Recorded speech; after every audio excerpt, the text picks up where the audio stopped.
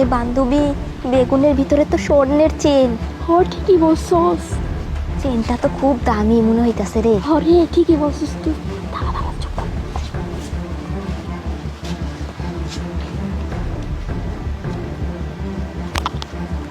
Hello নয়ন, আরে যে চেনটা চুরি করছিলাম না, হ্যাঁ ওটা একটা দোকান আছে, ঠিক আছে, সবজির দোকানে বেগুন তো রাখা আছে। হ্যাঁ এখানে এসে নিয়ে যাবি, ঠিক আছে? আর পুলিশ, আরে পুলিশ আমাকে খুঁজেই পাবে না, ঠিক আছে? তুই তাড়াতাড়ি চলে আয়, এখান থেকে বেগুন সব নিয়ে যাবি, ঠিক আছে? আচ্ছা ঠিক আছে, আমি রেখে দিলাম, ওকে।